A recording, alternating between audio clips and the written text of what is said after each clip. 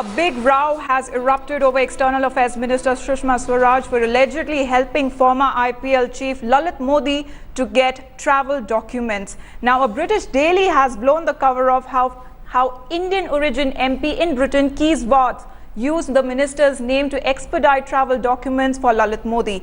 According to the report, and India Today now has the letter of how Watts cited Swaraj in his conversations with Sarah Rapson, the head of UK Visas and Immigration.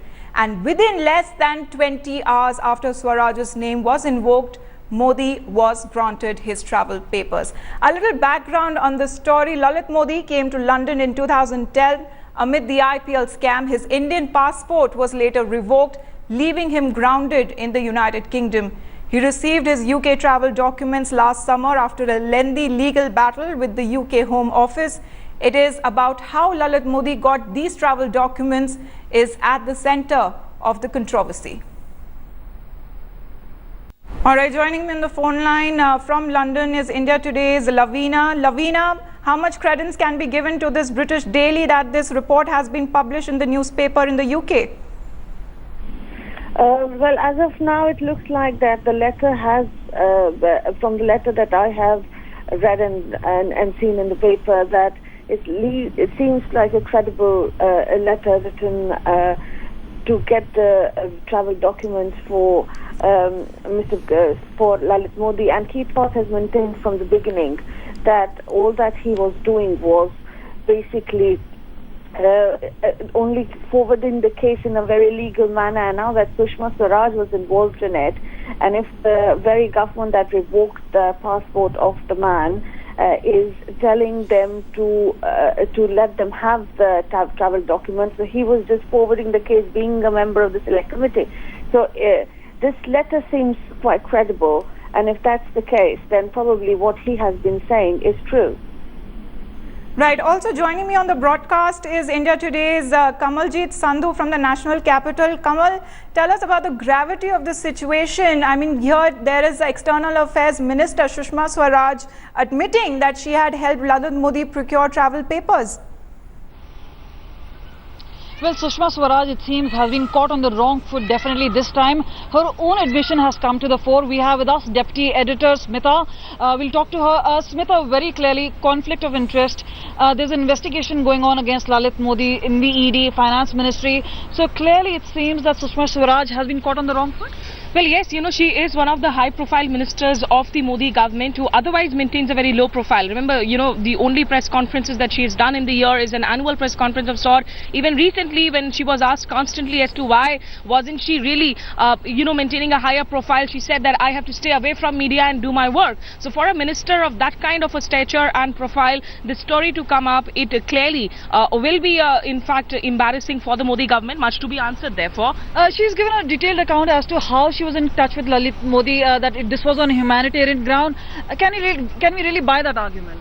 Well, listen, there are a lot of aspects to it here. Maybe on the face of it, we are not in a position right now to say whether the newspaper is right in its report, whether it's Sushma Swaraj who is wrong in those arguments. But what she has essentially said is that in July, which is essentially nearly 2 months after the BJP government came into power, that was when Lalit Modi wrote to Sushma Swaraj, and he cited grounds of his wife not being well because, his wife was battling cancer. He also wrote to her that in August he would have to be in Portugal, that he had spoken to Portuguese authorities. They would allow him to visit because his wife's surgery needed the husband's signature on the consent form. Now, these are the grounds that Sushma Swaraj says was raised by her, and but she eventually, in fact, wrote to the UK High Commissioner in India, which is Sir James Bevan. So she says that I essentially wrote this on an absolutely humanitarian ground, keeping in mind that this was related to an Indian citizen who needed to be by his wife's side because she was undergoing a surgery. But this will raise questions as to, shouldn't law take precedence? It's not just about her humanitarian ground plea. It's also about Sushma's own closeness, her husband's closeness, the admission of her own son. All these are obviously coming into the aspect. The other allegation is that it was Kees Watts, who is Britain's one of India's, one of the longest serving Indian origin MPs, who was also in fact chair of that House committee, which essentially deals with all these immigration issues, and then essentially makes it accountable for Sarah Rapson, who was the head of the the Immigrations Department, to whom, in fact, Keith Vaz had written all these letters to. So the other allegation is that it was Keith Vaz really who backed Sushma Swaraj's nephew, Swaraj, in a way to get admission into the Sussex University, to which also Sushma Swaraj has written saying that he in fact got an admission on the basis of merit by writing through the normal university examinations, and that this happened in 2013, even before the NDA had come to power. So clearly Sushma Swaraj there, she's not kept silent, she's not kept mum, though we are standing at her residence right now, Kamal, and we are yet to hear her come on the camera and speak to us. We are expecting maybe she'll do it eventually through the course of the day, but early in the morning, of course, she has come out on Twitter and she has defended her position. We'll have to see if, at least on moral grounds, the government thinks that she should maybe step down from her position while all these allegations are investigated. So count by count rebuttal given by Sushma Swaraj, the Minister of External Affairs, but how many people are really buying that argument? At this point of time, the opposition party is really gunning for her, demanding her resignation.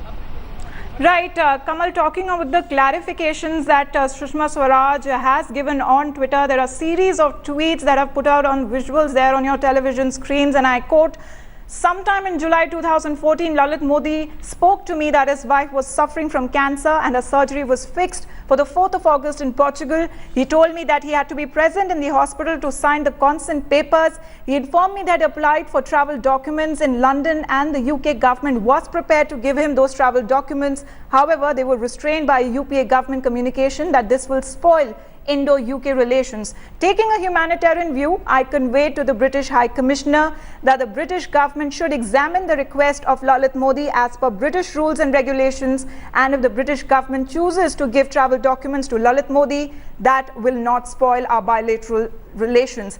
Keith Vaz also spoke to me and I told him precisely what I told the British High Commissioner. "I genuinely believe that in a situation such as this, giving emergency travel documents to an Indian citizen cannot and should not spoil relations between the two countries." I may also state that only a few days later, Delhi High Court quashed the UPA government's order impounding Lalit Modi's passport on the ground that said order was unconstitutional, being violative of fundamental rights, and he got his passport back. Now, Kamal, these series of tweets from Sushma Swaraj, the External Affairs Minister of the country, clarifying her stand, but what was the need exactly for Sushma Swaraj to step in and bail out a man who was wanted in India? Well, her answer is self-explanatory, and she said that this has been done on humanitarian ground. Lalit Modi's wife, whom she knew as an acquaintance, was extremely unwell, that his own position was required in Portugal for signature purposes. We'll speak to Smita. Smita, do tell us, on humanitarian grounds, but there is an association Sushma had with Lalit Modi that cannot be denied? Absolutely, you know, she's not only had, in fact, relationship with Lalit Modi, but also with Keith Vaz, as we were mentioning. And Keith Vaz, in fact, remember, this week he also stands for re-election of the House Affairs, you know, on immigration. So, of the House Affairs Committee on Immigration. So that's the position where he was when, in fact, he allegedly intervened in this entire... So there's a conflict of interest there. Isn't it a conflict of interest here in India? See, that is what it is being alleged to be, that it's a conflict of interest. But remember, for conflict of interest, you also need to ascertain as to what were the benefits that the other party then gained by way of having helped someone. So that is something that needs to be established, which I think, you know, we need to go in for more probing and perhaps some investigation. Serious allegations being levelled at Sushma Swaraj. Does her position become untenable? What are you hearing from your sources within the MEA at this point of time? Sushma giving in to any of this allegation? Well, clearly not. You know, if she were in a mood to give in to these allegations, we wouldn't have seen her coming out early in the morning and, of course, tweeting those reactions. Remember, in the UK, because it's still 4.5 hours behind India time, it's early morning. But Sushma Swaraj is going to back this out on the front road. With us, and also Smita, we are also joined by Congress spokesperson Tom Vodakkan on the phone line. Many thanks, Mr. Vodakkan, for speaking with India today. Your first reaction to this entire controversy that has panned out? Amita, this is a very sad commentary on this country's foreign minister. The Prime Minister must speak up. Silence is not enough. This is an established quid pro quo that has existed between a fugitive from India, Mr. Modi, who is being supported by none other than the foreign minister of this country. It is established by the links on the emails that have been in public domain, not only in India but abroad. The Prime Minister must advise his foreign minister to quit immediately. This is the demand for transparency and level-headed investigation that has to be followed. We have been crying from rooftops about the links with the Reddy brothers. Nobody bothered about the Congress's allegation. We also charged of the links with high functionaries in Rajasthan. That also needs to be investigated. We are holding a press conference today late in the evening. Our Right. positions will be clarified therein. All right, the Congress party, they're demanding that Sushma Swaraj steps down from the post of External Affairs Minister. Mr. Tom Badokan, many thanks for speaking with India today. Also thanks to Lavina for joining us from London, and Kamaljeet and Smita for speaking with us. Keep tracking that story. We'll be getting you this big row that has erupted over External Affairs Minister Sushma Swaraj's allegedly helping former IPL chief Lalit Modi to get travel documents. We'll keep tracking that story on India Today. For now.